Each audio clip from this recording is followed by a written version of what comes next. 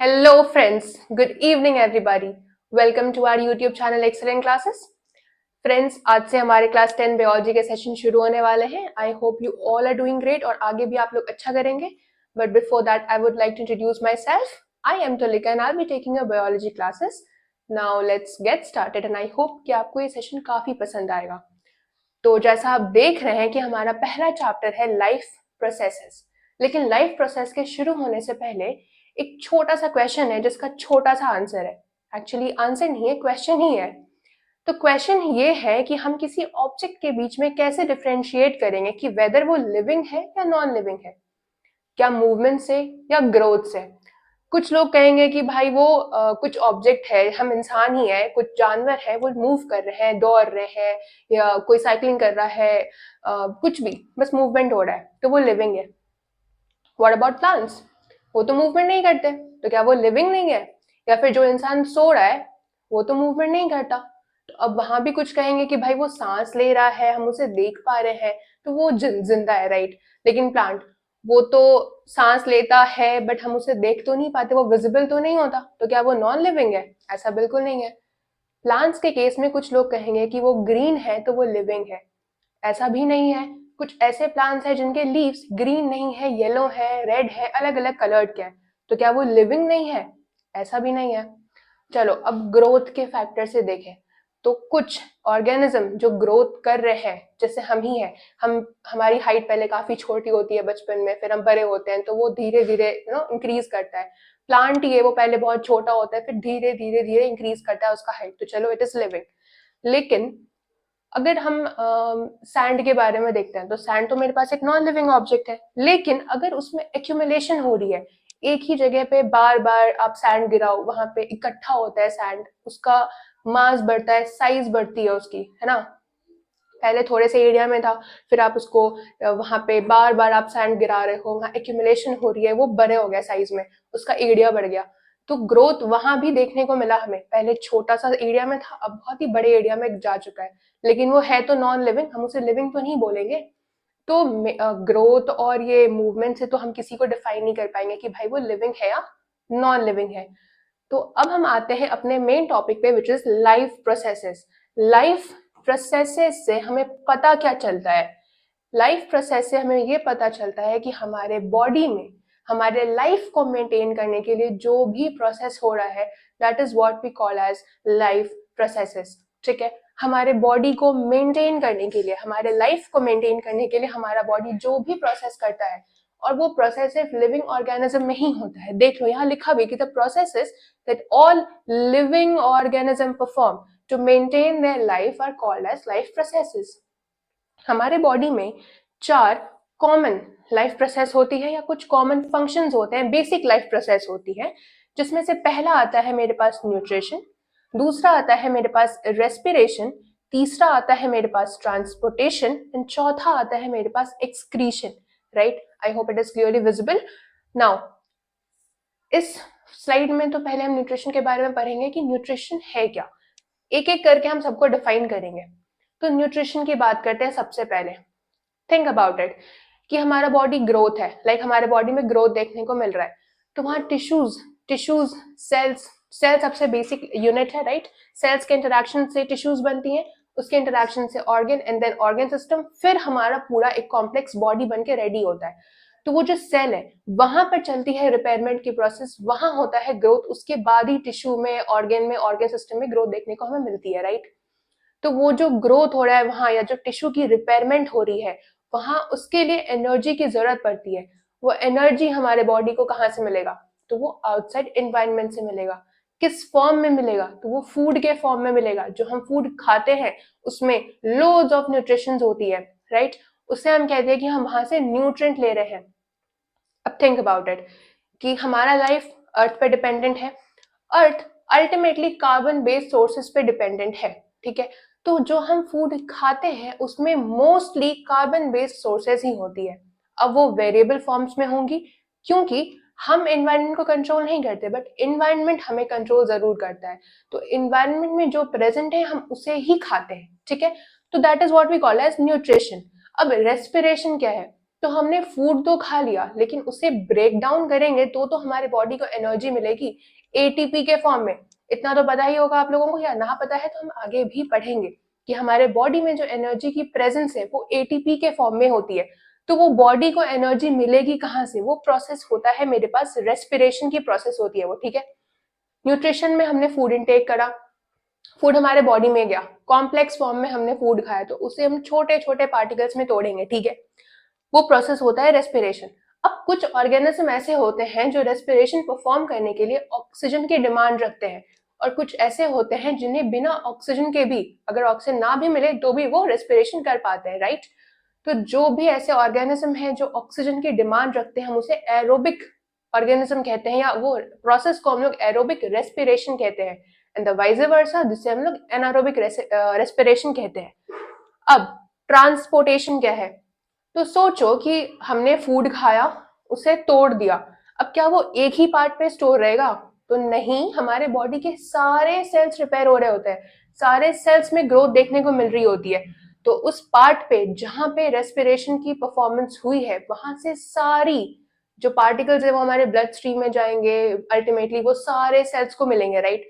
तो उसके लिए हमारे बॉडी को चाहिए होता है ट्रांसपोर्टेशन सिस्टम, जिसे हम आगे डिस्कस करेंगे। अब जब रेस्पिरेशन चल रहा होता है तो इट इज नॉट इम्पॉर्टेंट कि हमारे बॉडी में सिर्फ वही बने जो हमें जरूरत है, बहुत सारे बाय प्रोडक्ट्स बनते हैं जो हमारे बॉडी को यूज में नहीं आते, राइट, जो हमारे को बिल्कुल यूज नहीं करना। जैसे कि कार्बन डाइऑक्साइड बनता है, राइट। बहुत सारे ऐसे कॉम्प्लेक्स मॉलिक्यूल्स है जो बनते हैं हमारे बॉडी में, जिससे हमें अल्टीमेटली एक्सक्रीट करना होता है। एक्सक्रीट करने का मतलब ये है कि हम उसे अपने बॉडी से बाहर निकालते हैं, तो उसके लिए भी हमें चाहिए होता है एक्सक्रीशन सिस्टम, ठीक है। आई होप इतना आप लोगों को क्लियर होगा। आगे हम एक छोटी सी चीज करते हैं कि ऑर्गेनिज्म है ना,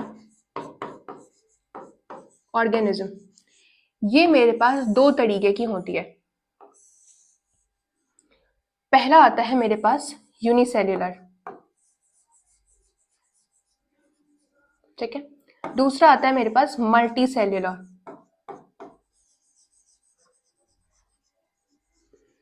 यूनिसेल्युलर, यूनि का मतलब होता है सिंगल, ठीक है, और सेल्युलर का मतलब होता है सेल। सिमिलरली मल्टी सेल्युलर, तो मल्टी का मतलब होता है मेनी, एंड सेल्युलर का मतलब होता है सेल। तो ऐसे ऑर्गेनिज्म जो एक ही सेल के बने होते हैं, दे आर यूनिसेल्युलर ऑर्गेनिज्म। जैसे कि हमारे पास एग्जाम्पल में आता है अमीबा, है ना, पैरामीशियम भी आता है मेरे पास,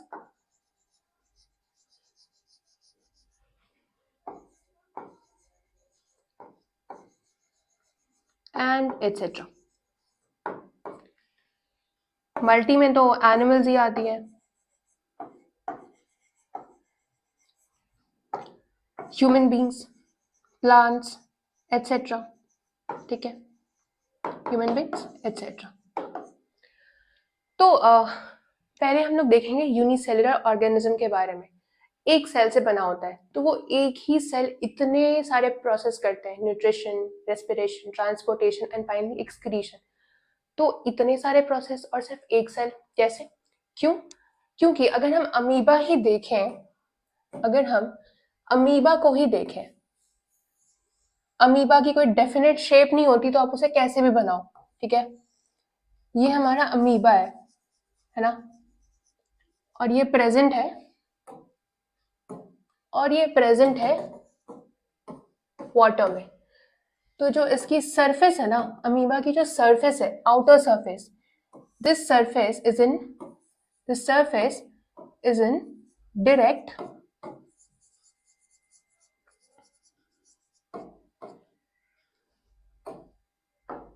let me write it clearly. The surface is in direct contact with water. Water इसकी सराउंडिंग है, तो वाटर। यूनिसेल्युलर ऑर्गेनिज्म जिस भी सराउंडिंग में रहती है, उनका आउटर सरफेस उसकी सराउंडिंग से डायरेक्ट कांटेक्ट में प्रेजेंट होता है, तो उनके लिए बहुत इजी है न्यूट्रिशन करना, सारे प्रोसेस करने एंड फाइनली एक्सक्रीशन करना, राइट। बट हम मल्टी सेलुलर ऑर्गेनिज्म, हमारे बॉडी का हर एक सेल अपने सराउंडिंग के साथ डायरेक्ट इंटरेक्शन में नहीं प्रेजेंट होता है, ठीक है। तो इस वजह से हमें चाहिए होती है प्रॉपर एक सिस्टम, डाइजेशन करने के लिए डाइजेस्टिव सिस्टम, रेस्पिरेशन करने के लिए respiratory system, then transportation system and finally excretory system. तो हमारे बॉडी को चाहिए होता है अलग अलग सिस्टम, अलग अलग प्रोसेस करने के लिए। Now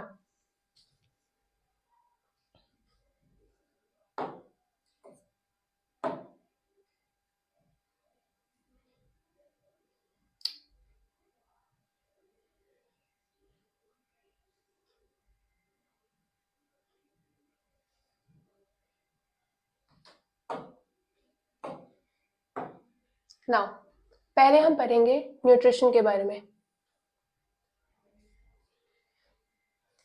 nutrition, it is the process by which an organism obtains nutrients from food। जैसा मैंने आपको पहले भी बताया था कि फूड के थ्रू हम न्यूट्रिएंट्स लेते हैं, राइट।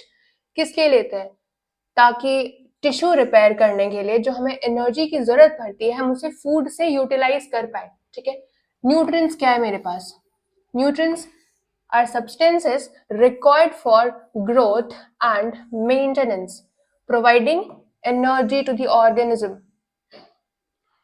न्यूट्रिएंट्स वैसे सब्सटेंसेस जो हमारे फूड में प्रेजेंट है, जो हम यूटिलाइज करते हैं, जिसकी वजह से हमें एनर्जी मिलती है और उस एनर्जी की रिक्वायरमेंट होती है ग्रोथ के लिए और हमारे बॉडी को मेंटेन करने के लिए। Now what is mean by maintenance your? Maintenance कुछ नहीं, जो भी टिश्यू रिपेयर हो रही है उसमें डैमेज भी आ सकता है, राइट। वो डैमेज ना हो उस चलते, उस वजह से जो हमें एनर्जी की जरूरत पड़ती है, that is what maintenance basically.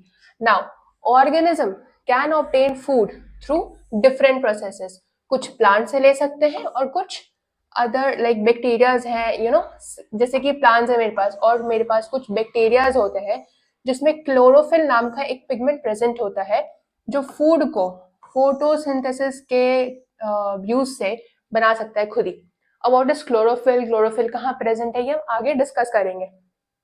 Now जैसे कुछ एनिमल्स हैं, फंजाई है और अदर बैक्टीरियाज भी हैं, ये प्लांट्स पे, ये प्लांट्स पे या किसी और ऑर्गेनिज्म पे डिपेंड करती हैं फूड के लिए, राइट। तो इस वजह से यहाँ पे हम देखेंगे कि न्यूट्रिशन के भी दो मोड होते हैं। न्यूट्रिशन के भी मेरे पास दो मोड होते हैं। पहला है मेरे पास ऑटोट्रोफिक न्यूट्रिशन और दूसरा है मेरे पास हेट्रोट्रोफिक न्यूट्रिशन। ना ऑटोट्रोफिक क्या है, हेट्रोट्रोफिक क्या है, ये भी हम आगे डिस्कस करेंगे, राइट। चलो पहले आते हैं ऑटोट्रोफिक पे। तो ऑटोट्रोफिक का मतलब होता है कि जब ऑर्गेनिज्म फूड को सिंथेसाइज करे खुद से, ठीक है। खुद से कैसे, आगे देखते हैं कैसे। हेट्रोट्रोफिक का मतलब होता है कि जब ऑर्गेनिज्म दूसरे सोर्सेज पे डिपेंड करे फूड के लिए।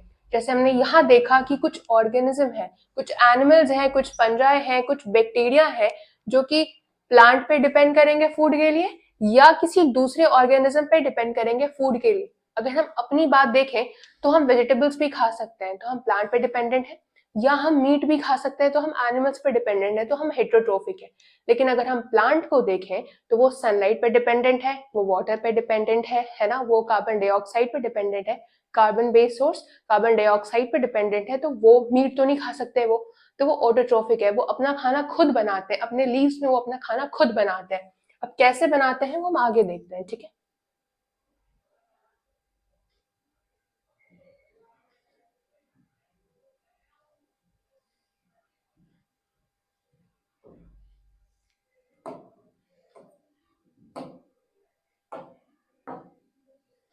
ओके, नाउ ऑटोट्रोफिक न्यूट्रिशन, ये चीज क्या है मेरे पास, देखते हैं। तो जैसा पहले बताया मैंने कि ऑटोट्रोफिक वैसा मोड जहां ऑर्गेनिज्म खुद से अपना खाना प्रिपेयर करता है, ठीक है। इनऑर्गेनिक सब्सटेंसेस का यूज करेंगे वो लोग, जैसे कि कार्बन डाइऑक्साइड है, जैसे कि वाटर है, in the presence of sunlight and chlorophyll ये अपना खाना बनाते हैं। तो ये काम कौन कौन कर सकता है? जहां जहां जिसके पास भी क्लोरोफिल नाम की पिगमेंट प्रेजेंट है वो ये काम कर सकता है। तो कुछ ऐसे बैक्टीरियाज है हमारे सराउंडिंग में जिसके पास क्लोरोफिल होता है, कुछ ऐसे प्लांट्स है, ऐसे नहीं मतलब सारे प्लांट्स हैं जिनके पास क्लोरोफिल होते हैं, तो वो अपना खाना खुद ही प्रिपेयर करते हैं, राइट। उसके बाद मेरे पास एक टर्म आता है विच इज कीमोसिंथेटिक न्यूट्रिशन।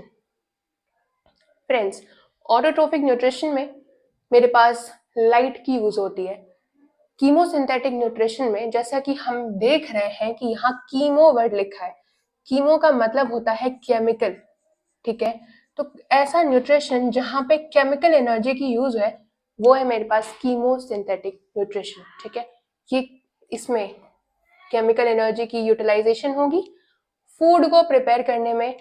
कुछ मेरे पास कीमोसिंथेटिक बैक्टीरिया प्रेजेंट है हमारे सराउंडिंग में जो ये न्यूट्रिशन करते हैं, ठीक है।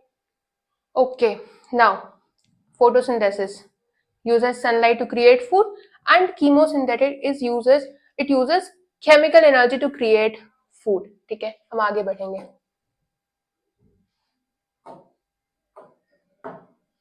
ओके, मेरे पास आता है plant nutrition, the role of photosynthesis. ये चीज क्या है? तो फोटोसिंथेसिस, जो फोटोसिंथेसिस वर्ड है it itself is a complex process जहां पे ग्रीन प्लांट्स इनऑर्गेनिक सब्सटेंसेस का यूज करके, जैसे कि कार्बन डाइऑक्साइड है, वाटर है मेरे पास, क्लोरोफिल और सनलाइट की प्रेजेंस में फूड बनाते हैं, food in the form of glucose, ठीक है। अब ये जो ऑक्सीजन और वाटर है यही है वो बाय प्रोडक्ट्स, इन्हें हम कहेंगे बाय प्रोडक्ट्स, ठीक है। ये है मेरे पास बाय प्रोडक्ट्स। इसकी इक्वेशन अगर हम लिखते हैं तो इसकी इक्वेशन मेरे पास क्या आएगी? इसकी इक्वेशन आएगी 6CO2 plus 6 molecules of water which is H2O in the presence of sunlight and chlorophyll, it will form a molecule of glucose which is C6H12O6। साथ ही बनेंगे वाटर, साथ ही बनेगा ऑक्सीजन, है ना।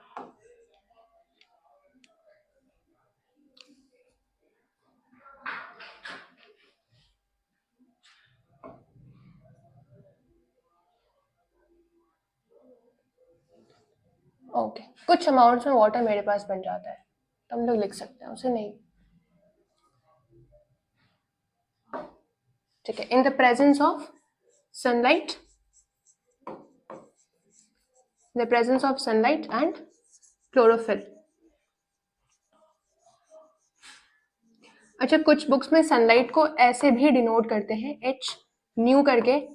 ये जो टर्म है इसे हम लोग न्यू कहते हैं, तो ये सनलाइट ही है, तो इससे सोचना नहीं कि ये चीज क्या है, ये सनलाइट ही है मेरे पास, ठीक है।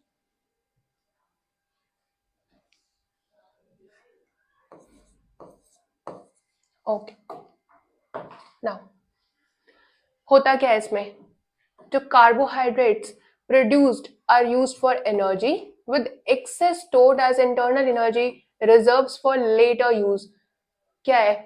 प्लांट की भी अपनी अपनी प्रोसेसेस हैं, उसमें भी वो तो ग्रोथ हो रहा है, वहां भी अपनी अपनी अलग अलग प्रोसेसेस हैं।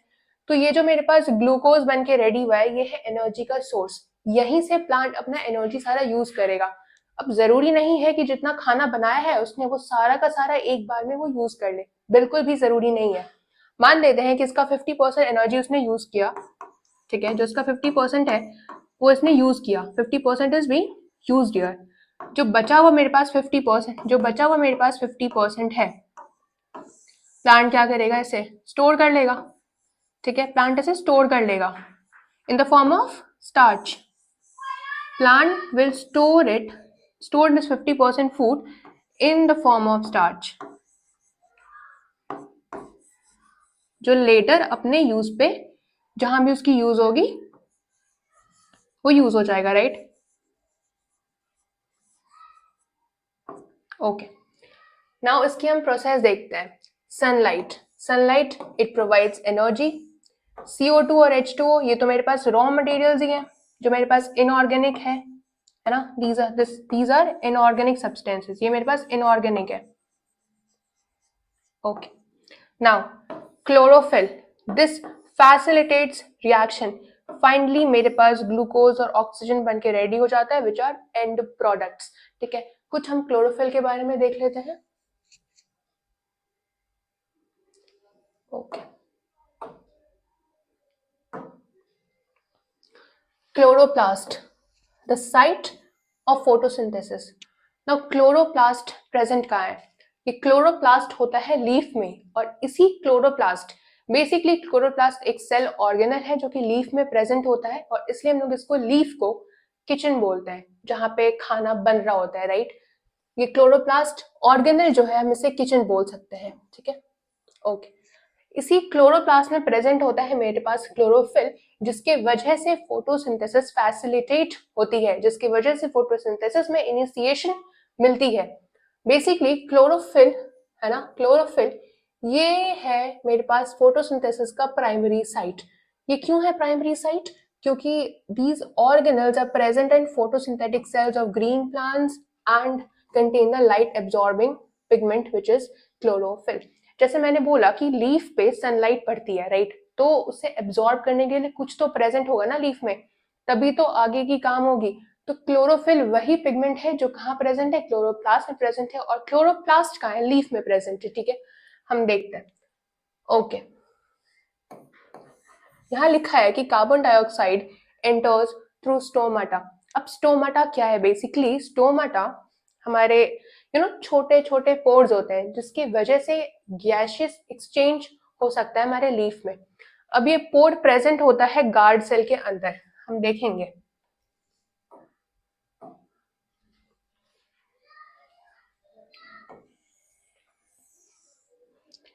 मेरे पास ये है गार्ड सेल जो कि बीन शेप का होता है, ठीक है।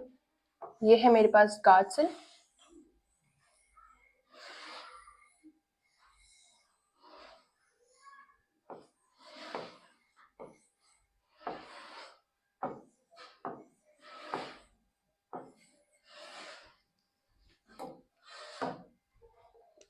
And the space you see here, it is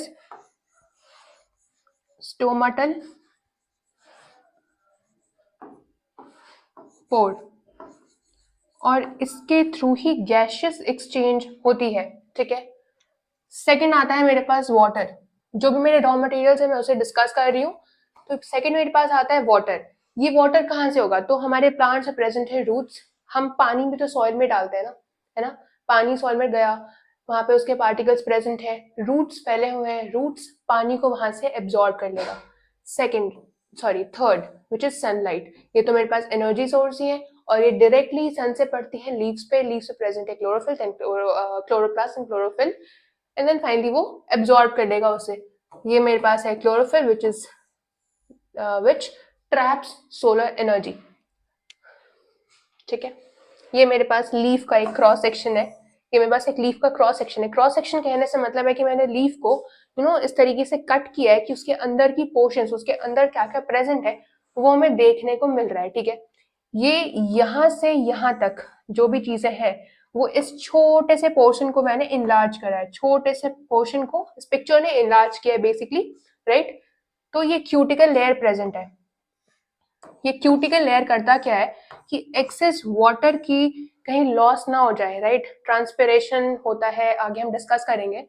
excess water कहीं लॉस ना हो जाए, इसे बचाने के लिए यहाँ वैक्सी क्यूटिकल प्रेजेंट होता है। Now upper epidermis, epidermis is nothing but outer layer, और जो शुरुआत में लेयर प्रेजेंट है उसे हम लोग एपिडर्मिस कहते हैं, ठीक है। ये मेरे पास ये छोटे से पोर्शन का ये इनलार्ज्ड व्यू है। यहाँ पे मेरे पास प्रेजेंट है क्लोरोप्लास्ट। ये है मेरे पास क्लोरोप्लास्ट, ठीक है। बीच में कुछ एयर सैक्स प्रेजेंट है। ये है मेरे पास गार्ड सेल, जहां पे गैसियस एक्सचेंज हमें देखने को मिलती है। क्यों? क्योंकि उसके बीच में प्रेजेंट है स्टोमाटल पोर। ये है मेरे पास स्टोमाटल पोर, तो यहाँ पे देखने को मिलती है मेरे पास गैसियस एक्सचेंज। एंड बस वही है एयर सैक्स है। अब हम थोड़ा सा क्लोरोप्लास्ट को देख लेते हैं कि क्लोरोप्लास्ट क्या होता है।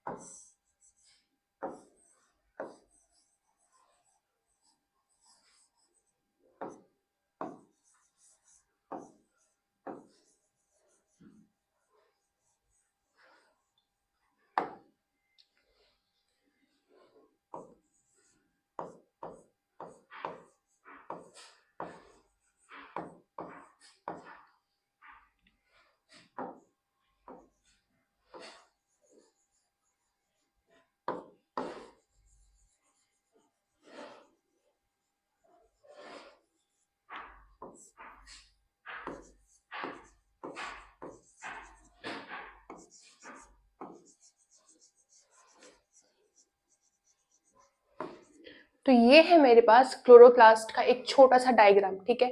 क्लोरोप्लास्ट जो सेल ऑर्गेनल है वो डबल मेम्ब्रेनस होती है। एक तो मेरे पास बाहर का मेम्ब्रेन है और एक मेरे पास अंदर की मेम्ब्रेन है, ठीक है। उस मेम्ब्रेन के अंदर प्रेजेंट होता है कुछ फ्लूइड जैसा सब्सटेंस जो मैट्रिक्स होता है, उसे हम स्ट्रोमा बुलाते हैं, ठीक है। उसे हम स्ट्रोमा बुलाते हैं, ठीक है। अब ये जो आप देख रहे हैं ना वो क्या है बेसिकली, अगर हम एक ये पाइल देखें जो एक सिक्के के जैसा है जिसे हम कहते हैं थैलाकॉइड, तो अगर किसी बुक में ये लिखा है कि थैलाकॉइड क्या है, दैट इज ब्रैकेट में लिखा भी होता है कि अ पाइल ऑफ कॉइन, ठीक है। मतलब हम एक सिक्का लेते हैं ना, वो एक सिक्का है मेरे पास थैलाकॉइड, बट अगर हम सिक्के पे सिक्का ऐसे जोड़ते जाएं तो वो जो एक पूरा स्टॉक बनता है उसे हम ग्रेना कहते हैं। बहुत सारे हैं तो वो ग्रेना है, और अगर एक है तो वो ग्रेनम है। ग्रेनम, अगर मैंने सिर्फ इसे डिनोट किया है, ठीक है, तो ये मैंने बस एक स्टॉक को डिनोट किया विच इज ग्रेनम, ठीक है। ग्रेनम हम इसे सिंगुलरली बुलाएंगे, ये ग्रेनम है, ठीक है। लेकिन बहुत सारे ग्रेनम है तो वो ग्रेना हो गए। और ये जो मेरे पास प्रेजेंट है ना, ये है दो ग्रेना को जोड़ने वाला एक चीज, कुछ नहीं है, वही एक्सटेंशन है, तो इसे हम लोग स्ट्रोमा लेमेली बुलाते हैं, ठीक है। इसे हम स्ट्रोमा लेमेली बुलाएंगे, ठीक है। इसे हम स्ट्रोमा लेमेली बुलाएंगे। अब जो मेरे पास वहां पे जो मैंने बताया था कि 50% जो फूड यूज हुआ है वो तो अपने एनर्जी में यूज हो गया, कि जो भी प्रोसेस हो रही है उसमें वो यूज हो गया। जो बचे 50% है उसे मैंने स्टार्च के फॉर्म में, उसे हमारे प्लांट्स ने स्टार्च के फॉर्म में स्टोर किया था, जो यहाँ हमें देखने को मिल रहा है विच इज स्टार्च ग्रेन्यूल्स। यहाँ देखने को मिल रहा है कि ये 3 स्टार्च ग्रेन्यूल्स मेरे पास प्रेजेंट है। जो ये सनलाइट मेरे लीफ पर गिरती है तो वो एब्जॉर्ब कहाँ होती है, ये थैलाकॉइड पे। ये जो मेरे पास प्रेजेंट है थैलाकॉइड, यहीं पर आके वो गिरती है, और ये मेरे पास प्रेजेंट है स्ट्रोमा, राइट। हम जानते हैं, मतलब अगर आप नहीं जानते हैं तो जानेंगे आगे कि क्लोरोप्लास्ट में 2 तरीके की रिएक्शन चल रही होती है। एक होता है लाइट रिएक्शन, एक होता है डार्क रिएक्शन, ठीक है। डार्क रिएक्शन का मतलब ये नहीं है कि वो डार्क में चल रहा है, वो लाइट पे डायरेक्टली डिपेंडेंट नहीं है। कैसे भाई, हमारे पास ये थैलाकॉइड है, ठीक है। थैलाकॉइड पे लाइट गिरा, उसके पास पिगमेंट्स प्रेजेंट है, क्लोरोफिल पिगमेंट्स प्रेजेंट है, उसने लाइट एब्जॉर्ब किया, उसने एटीपी बनाई, जो एनर्जी सोर्स है, राइट, एटीपी बनाई, तो वो उसका बाय प्रोडक्ट है। वो यहाँ थैलाकॉइड पे जो भी रिएक्शन चल रही है लाइट के डायरेक्ट, है ना, लाइट पे वो डायरेक्टली डिपेंडेंट है। जो एटीपी बनी वो लाइट पे डायरेक्टली डिपेंडेंट है, तो इसे हम लोग लाइट रिएक्शन बोलेंगे। थैलाकॉइड पे चल रही है मेरे पास लाइट रिएक्शन। अब जो स्ट्रोमा है, मेरे स्ट्रोमा में प्रेजेंस होते हैं कुछ एंजाइम जो फाइनली अल्टीमेटली, है ना, हमें ग्लूकोज बनाकर देंगे। तो ये स्ट्रोमा में एटीपी की जरूरत पड़ती है, जो एटीपी हमें मिलता है कहाँ से, यहाँ से, लाइट रिएक्शन के थ्रू। तो इसलिए हम लोग कहते हैं कि स्ट्रोमा जहाँ डार्क रिएक्शन चल रही है वो डायरेक्टली लाइट पर डिपेंडेंट नहीं है, इसीलिए हम लोग उसको डार्क रिएक्शन बोलते हैं। मतलब ये नहीं है कि वो डार्क में हो रही है, लाइट है वहां भी, बट उसके बाय प्रोडक्ट पे वो डिपेंड कर रहा है, लाइट रिएक्शन के बाय प्रोडक्ट पे वो डिपेंड कर रहा है, इसलिए हम लोग कह रहे हैं कि वो मेरे पास डार्क रिएक्शन है। तो ये है मेरे पास एक छोटा सा क्लोरोफिल का डायग्राम, ठीक है। आई होप क्लियर होगा ये। आगे हम पढ़ेंगे हेट्रोट्रोफिक न्यूट्रिशन। तो भाई ये हेट्रोट्रोफिक न्यूट्रिशन कहाँ होता है, जो हमने पहले पढ़ा कि कुछ ऐसे ऑर्गेनिज्म है जैसे कि एनिमल्स है, फंजाई है, और कुछ ऐसे बैक्टीरियाज भी है जो डायरेक्टली प्लांट सोर्स पे डिपेंड नहीं करता, है ना, जो अपना खाना, बेसिकली अपना खाना वो खुद से बना नहीं सकते, तो वो चाहे तो प्लांट सोर्स पे डिपेंडेंट है, चाहे तो कुछ अदर ऑर्गेनिजम्स पे डिपेंडेंट है, तो उससे हम लोग हेट्रोट्रोफिक न्यूट्रिशन कहेंगे। बेसिकली ये हेट्रोट्रोफिक न्यूट्रिशन वाले जो भी ऑर्गेनिज्म होते हैं ये बहुत ही आलसी होते हैं, ये चाहते हैं कि उन्हें बना बनाया खाना बस मिल जाए। तो प्लांट्स तो मेहनत करके खुद खाना बनाते हैं तो वो ऑटोट्रोफिक हो गए, और जो हेट्रोट्रोफिक है वो आलसी है, उन्हें बना बनाया खाना चाहिए बस, और कुछ नहीं है। तो हेट्रोट्रोफिक न्यूट्रिशन में क्या आता है कि it involves organism that cannot prepare their own food and depend on organic molecules produced by autotrophs। देखो ऑटोट्रोफ की मेहनत ये खाएंगे, ठीक है। अब भाई जो ये ऑर्गेनिज्म है these are called as heterotrophs। जो भी ऑटोट्रोफिक न्यूट्रिशन वाले ऑर्गेनिज्म थे उसे हम ऑटोट्रोफ्स कहते थे, तो सिमिलरली हेट्रोट्रोफिक न्यूट्रिशन वाले ऑर्गेनिज्म को हेट्रोट्रोफ्स बोलेंगे। इसमें क्या क्या आते हैं मेरे पास? ह्यूमंस आती हैं, एनिमल्स आते हैं और नॉन ग्रीन प्लांट्स आते हैं। प्लांट्स क्यों?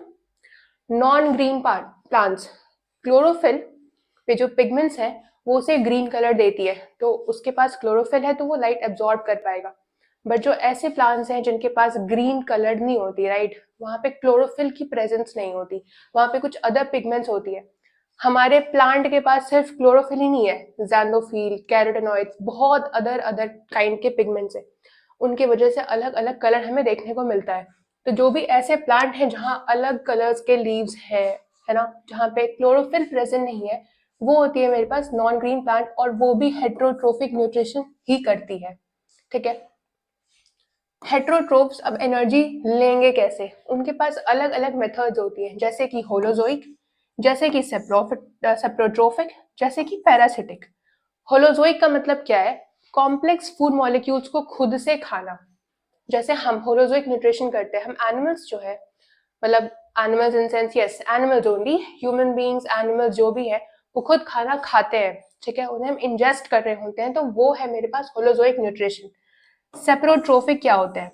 जो भी ऐसे ऑर्गेनिज्म है जो कि सेप्रोट्रोफिक न्यूट्रिशन को कर रहे होते हैं, है ना, उन्हें हम कहते हैं saprotrophs. Organism performing this nutrition obtaining process, उसे हम लोग कहते हैं सेप्रोट्रोफ्स। वो है मेरे पास सेप्रोट्रोफ्स, है ना।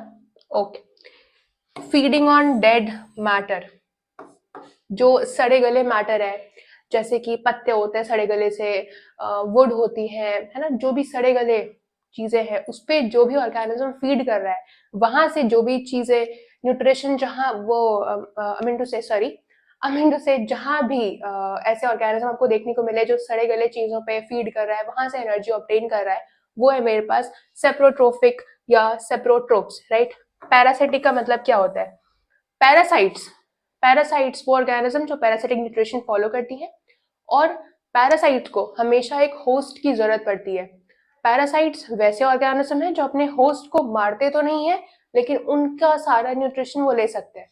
जैसे हमारे बाल में प्रेजेंट है जू, है ना, लाइस, वो भी एक पैरासाइट है। वो खून, ब्लड सकिंग होता है ना, ब्लड ले रहे होते हैं, तो वो ब्लड तो न्यूट्रिएंट्स है ना, न्यूट्रिएंट लोडेड है, हमारे पास है, हमें मारते तो नहीं है, तो हम ह्यूमंस उनके लिए हो गए होस्ट, और हमें वो मारते नहीं है, बट हमारा न्यूट्रिएंट वो जरूर ले रहे हैं, ठीक है। Parasites don't kill there host, parasites need host,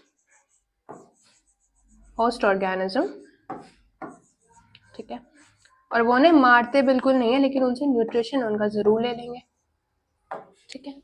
आगे हम देखते हैं क्या है। आगे है मेरे पास न्यूट्रिशन इन अमीबा, अमीबा, ठीक है। अमीबा कैसे करता है? देखो, अमीबा होलोजोइक न्यूट्रिशन करेगा, it lags a mouth, single cell का बना है ना, तो उसके पास माउथ कैसे होगा? तो वो अपना फूड पार्टिकल इंजेस्ट करेगा, ठीक है, यूजिंग फिंगर लाइक प्रोजेक्शन, जिसे हम सीडोपोडिया कहते हैं। अच्छा, सीडोपोडिया या फिर फॉल्स फीट,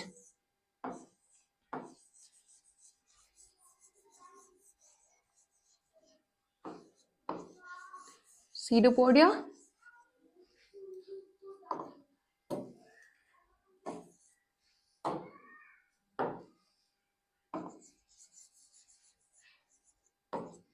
और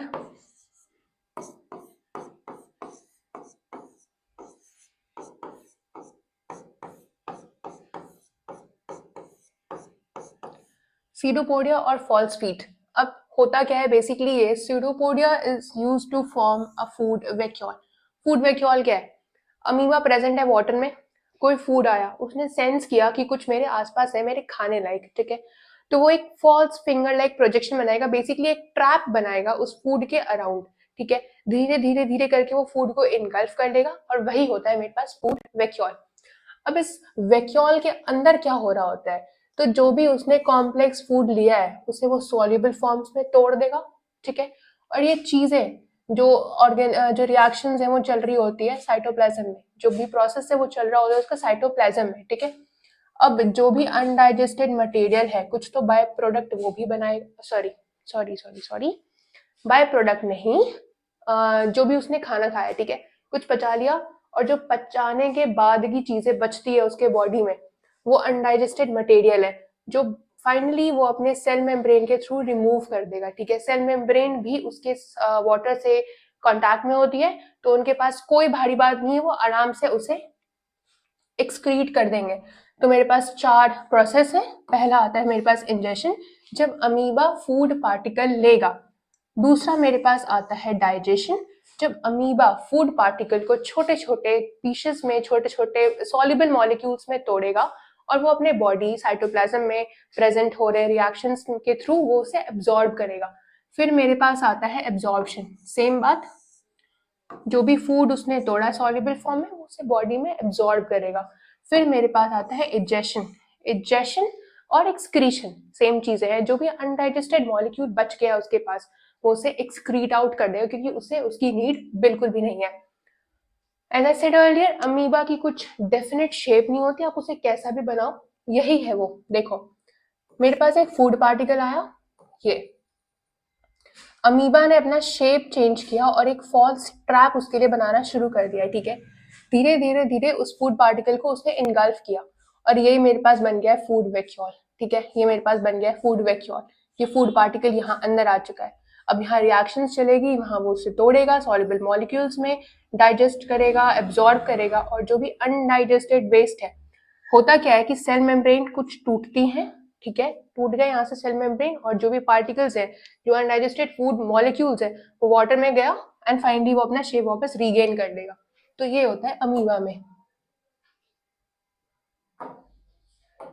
अब हम आते हैं ह्यूमन बीइंग में कैसे न्यूट्रिशन होता है।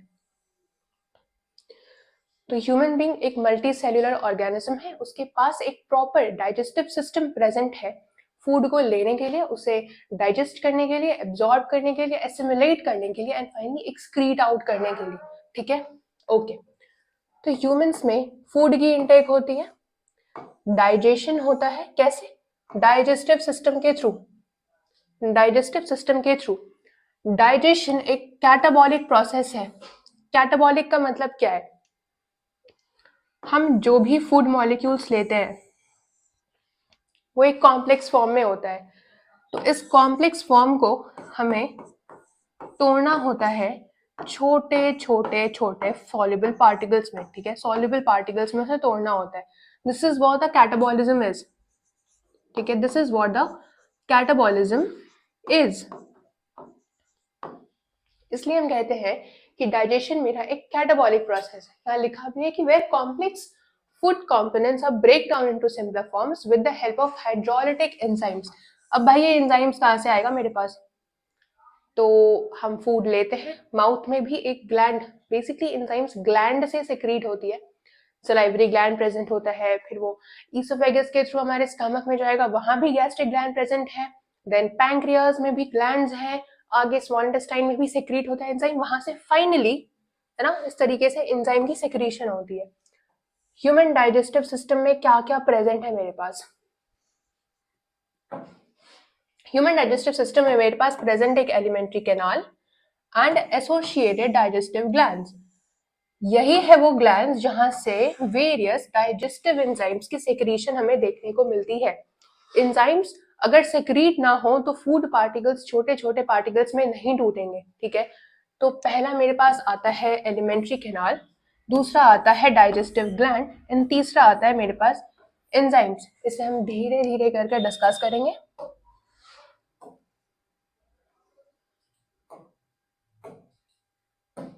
ओके, पहला मेरे पास आता है एलिमेंट्री कैनाल।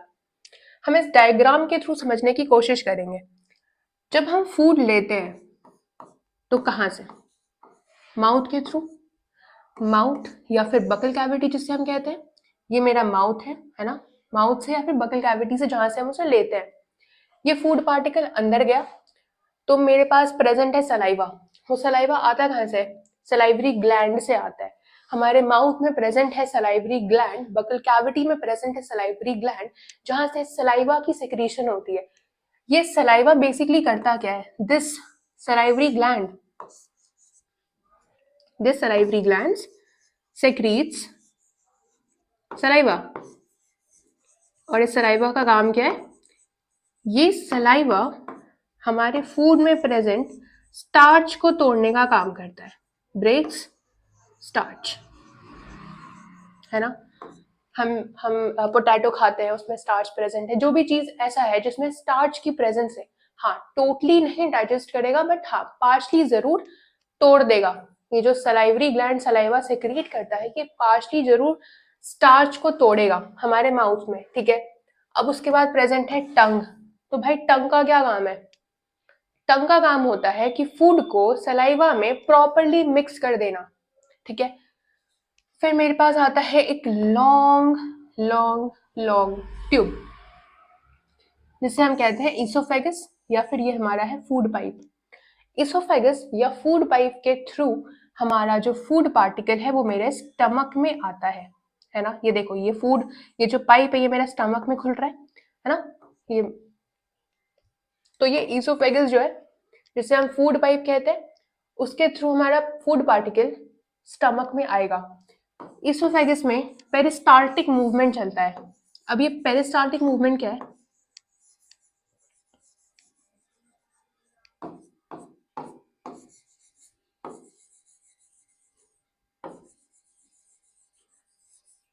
ठीक है, ये पेरिस्टाल्टिक मूवमेंट क्या है? जो फूड आया है ना, उसे वो वहां पे कॉन्ट्रैक्शन और रिलैक्सेशन का काम चलता है। जो मेरे पास ईसोफेगस है वो मसल्स का बना होता है, ठीक है। तो इस मसल्स में चल रहा होता है कॉन्ट्रैक्शन कॉन्ट्रैक्शन प्लस रिलैक्सेशन। इसी कॉन्ट्रैक्शन और रिलैक्सेशन की वजह से जो मेरा फूड पार्टिकल है वो आगे की तरफ धीरे धीरे बढ़ता है एंड फाइनली वो स्टमक में पहुंचता है, ठीक है। तो इसी कॉन्ट्रैक्शन और रिलैक्सेशन को हम लोग पेरिस्टाल्टिक मूवमेंट कहते हैं। तो मेरा ईसोफेगस है या फूड पाइप जिसे हम कहते हैं, वहां पे चलता है मेरे पास पेरिस्टाल्टिक मूवमेंट। फाइनली वो फूड मेरे पास पहुंचता है स्टमक में, राइट। अब जो मेरे पास स्टमक है, let me change the ink. जो मेरे पास स्टमक है, राइट, जो ये स्टमक है, स्टमक में प्रेजेंट होता है कुछ gastric glands. Stomach stomach stomach है ना, ये स्टमक, ओके। इसके वॉल्स पे प्रेजेंट होता है मेरे पास कुछ गैस्ट्रिक ग्लैंड, है ना, गैस्ट्रिक ग्लैंड।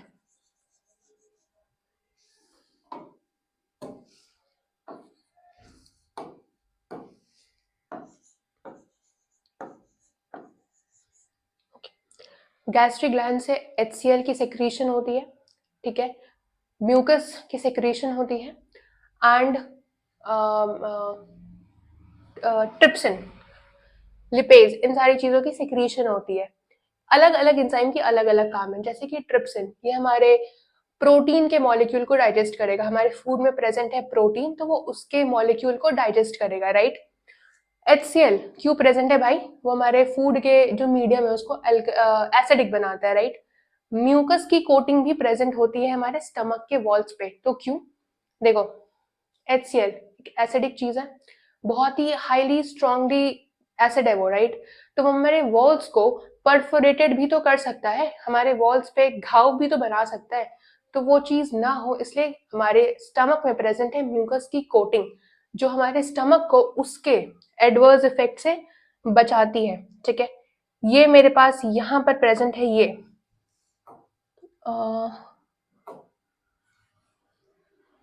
ओके, ये अगर आप देख पा रहे हैं तो ये मेरे पास प्रेजेंट है पैंक्रियाज। ये मेरे पास प्रेजेंट है पैंक्रियाज, राइट। अब इस पैंक्रियाज में भी अलग अलग तरीके की एंजाइम्स हैं जो अलग अलग अपना काम करती हैं। कुछ फैट्स को तोड़ेंगी, कुछ प्रोटीन्स को तोड़ेंगी। सिमिलरली यहाँ पर मेरे पास प्रेजेंट है लीवर, ठीक है। अब एक चीज जो ध्यान रखने वाली बात है कि पैंक्रियाज जो भी एंजाइम की सिक्रीशन करती है उसकी एक कंडीशन होती है कि उसे एल्कलाइन मीडियम चाहिए, मतलब कि बेसिक मीडियम चाहिए गट में काम करने के लिए। तो अब जो मेरे पास फूड आया था इसोफेगस के थ्रू स्टमक में, वहां तो HCl प्रेजेंट था और वहां से वो फूड बन गया एसिटिक। तो अब पैंक्रियाज तो काम करेगा नहीं, पैंक्रियाज के जो एंजाइम है वो तो काम करेंगे नहीं। तो इस फूड के मीडियम को एल्कलाइन बनाने के लिए मेरे पास प्रेजेंट है लिवर। लिवर से कैसे? लिवर में प्रेजेंट है बाइल। लिवर में प्रेजेंट है मेरे पास बाइल। यही है वो चीज जो हमारे फूड के मीडियम को एल्कलाइन बनाने में हेल्प करती है, राइट? ये है बाइल। क्या है फंक्शन बाइल का? वो फूड के एसिडिक मीडियम को कन्वर्ट करती है एल्कलाइन मीडियम में, राइट? ये मेरे पास प्रेजेंट है डायफ्राम। ये डायफ्राम तो कंट्रैक्शन रिलैक्सेशन का काम करता है। इसका फर्दर हम लोग देख लेंगे कि क्या है इसकी जो भी इसकी फंक्शंस है वो क्या है, राइट? गॉल ब्लैडर मेरे पास प्रेजेंट है, लिवर में ही प्रेजेंट है। यहाँ पे ये छोटा सा गॉल ब्लैडर, भाई ये गॉल ब्लैडर का क्या काम है? कुछ सेक्रीट नहीं करता, स्टोर करता है, स्टोरेज है, राइट? बाइल की स्टोरेज है। जो लिवर मेरा बाइल सेक्रीट करता है वो फाइनली स्टोर होता है मेरे पास गॉल ब्लैडर में। And what it does, again I am repeating, what it does कि पैंक्रियाज के एंजाइम्स को चाहिए एल्कलाइन मीडियम।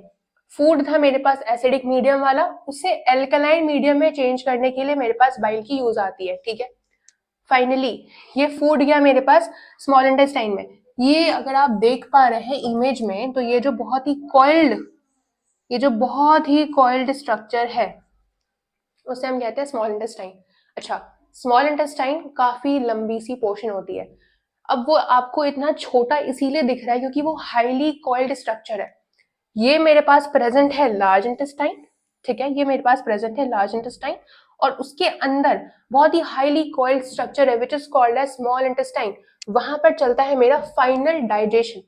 जो भी डाइजेशन हो गया है मेरे पास स्मॉल इंटेस्टाइन में, जो भी एक्सेस चीज बची है, जो अनडाइजेस्टेड फूड है, जो एक्सेस वाटर है, ये सारी चीजें चली जाती है मेरे पास लार्ज इंटेस्टाइन में। लार्ज इंटेस्टाइन की पार्ट होती है कोलोन, रेक्टम और एनस, राइट? ये है एनस। फाइनली यहां से मेरे पास एक्सक्रीशन हो जाएगा, ठीक है? ये अपेंडिक्स प्रेजेंट है। अपेंडिक्स का कुछ खास रोल होता है नहीं, ठीक है? आगे हम देखते हैं क्या है। Okay, the alimentary canal is a long tube which is 7 to 8 meters। ये पूरा एलिमेंट्री कैनाल मेरे पास 7 to 8 meters का है, ठीक है? इसमें क्या क्या होता है? इसमें होता है मेरे पास इंजेशन, इसमें होता है मेरे पास डाइजेशन, इसी में होता है मेरे पास एब्जॉर्प्शन, देन एसिमिलेशन और फिर आता है मेरे पास इजेशन, ठीक है? तो इंजेशन का मतलब है कि जहां फूड पार्टिकल हम ले रहे हैं। डाइजेशन का मतलब है जहां फूड पार्टिकल की डाइजेशन हो रही है एंजाइम्स के थ्रू, जो हमने अभी यहाँ पे देखा। एब्जॉर्प्शन का मतलब है कि जो भी डाइजेस्टेड पार्टिकल्स है वो हमारे सेल्स ने एब्जॉर्ब किया, ब्लड स्ट्रीम में गया। एसिमिलेशन का मतलब होता है कि जो भी ब्लड स्ट्रीम में न्यूट्रिएंट्स गए हैं, जो भी चीजें गई हैं, वो हमारा सेल्स यूज कर रहा है ग्रोथ के लिए। जो भी उसके अपनी फंक्शंस है उसे करने के लिए, एनर्जी की जरूरत, फूड की, न्यूट्रिएंट की जरूरत, जो भी है, that is what assimilation is. सारी चीजें होने के बाद जो भी वेस्ट बचता है हमारे बॉडी में उसे बाहर निकालना इज इजेशन, ठीक है? की कॉम्पोनेंट्स क्या क्या है?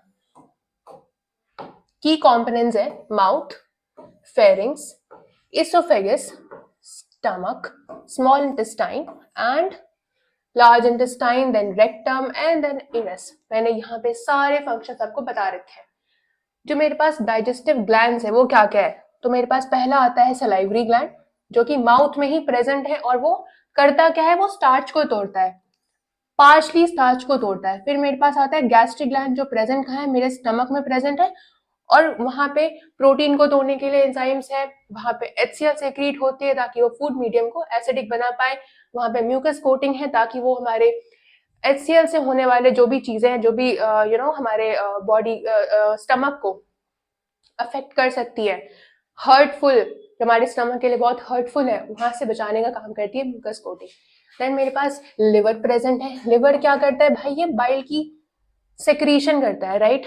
बाइल स्टोर होता है गॉल ब्लैडर में एंड वो पैंक्रियाज के लिए जो एल्कलाइन मीडियम की जरूरत है वो फूड को एसिडिक से एल्कलाइन करने का काम करता है। देन मेरे पास आता है intestinal glands which is small intestine, again which is small intestine, ठीक है? वहां भी एंजाइम्स की सेक्रेशन होती है। फिर मेरे पास आता है पैंक्रियाज। ओके, ये सारे एंजाइम्स हैं जो कि डाइजेशन के प्रोसेस में हेल्प करती है।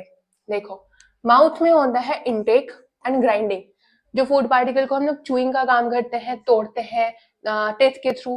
That is what grinding is, right? Stomach में चलता है पार्शियल डाइजेशन, वहां पे फुल्ली प्रोटीन या लिपिड जो फैट्स हमारे वो फुल्ली डाइजेस्ट नहीं होती। देन मेरे पास आता है स्मॉल इंटेस्टाइन, जहाँ पे कंप्लीट डाइजेशन होती है। तो अगर क्वेश्चन आता है कि व्हाट इज द रीजन और where is the reason where complete digestion takes place, तो वो है स्मॉल इंटेस्टाइन, ठीक है। फिर मेरे पास आता है लार्ज इंटेस्टाइन, जहाँ पे वाटर की एब्जॉर्प्शन होती है।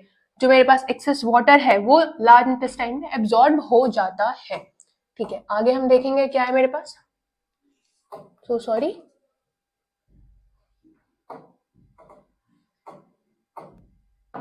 ओके। आगे मेरे पास डाइजेशन की mechanism which is a step by step process. देखो, डाइजेशन में पहला ingestion, then digestion, absorption, assimilation, egestion. मैंने पहले ही बताया था, आई गेस आप लोगों को याद होगा। आगे हम लोग वापस डिस्कस कर लेंगे, ठीक है। मेरे फूड पार्टिकल में आता है मेरे पास कार्बोहाइड्रेट, मेरे पास आता है प्रोटीन, मेरे पास आता है फैट्स, देन विटामिन्स और मिनरल्स। इन्हें हमें तोड़ना होता है छोटे छोटे स्मॉलर सॉल्युबल मॉलिक्यूल्स में ताकि वो एंजाइम्स के हेल्प से डाइजेस्ट हो जाए हमारे बॉडी में। अब एब्जॉर्प्शन के अंदर क्या क्या आता है भाई? डाइजेस्टेड फूड, उसे एब्जॉर्ब करना है। देन एसिमुलेट करना है। एसिमुलेशन का मतलब है कि वेरियस सेल्स में फूड की डिस्ट्रीब्यूशन, ठीक है। इजेशन का मतलब है एलिमिनेशन ऑफ अनडाइजेस्टेड फूड। तो इंजेशन का मतलब है जब हमने फूड पार्टिकल लिया, इट इज व्हाट?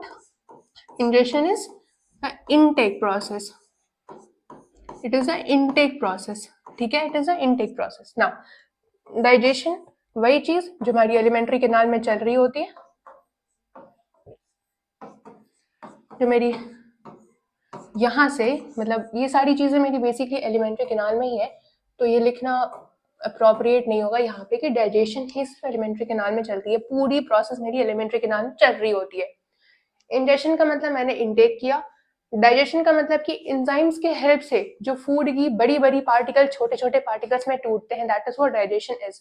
एब्जॉर्प्शन का मतलब कि वो डाइजेस्टेड फूड पार्टिकल मेरे ब्लड स्ट्रीम में एब्जॉर्ब हो गया है। देन एसिमिलेशन, जहां पे जो एब्जॉर्ब फूड पार्टिकल्स है वो हर एक सेल तक पहुंच चुका है। देन मेरे पास आता है इजेशन, जहां पे अनडाइजेस्टेड मॉलिक्यूल्स हमारे बॉडी से एक्सक्रीट होते हैं थ्रू दी एनस, ठीक है। आगे हम देखें मेरे पास क्या है। तो ये था मेरे पास आज के लिए, हमारा आज का सेशन था। आई गेस आपको काफी अच्छा लगा होगा। आगे की चीजें हम नेक्स्ट क्लास में कंटिन्यू करेंगे। हमारे यहाँ एक्सटेंड क्लासेस में ऑनलाइन एंड ऑफलाइन दोनों ही क्लासेस अवेलेबल हैं। ऑनलाइन जो कि एक फ्री कंटेंट है हमारे यहाँ, एंड ऑफलाइन के लिए आप डिस्क्रिप्शन में चेक कर सकते हैं। आगे एडमिशन प्रोसेस क्या है, एड्रेस क्या है, सारी चीजें आपके डिस्क्रिप्शन में दे रखी हैं, आप चेक कर सकते हैं। एंड अगर आपको ये वीडियो काफी पसंद आई हो तो आगे के लिए शेयर करें, और अगर बीच में छोटी छोटी गलतियां हो गई हो तो मुझे माफ करें। एंड यस, मिलते हैं नेक्स्ट क्लास में। Thank you.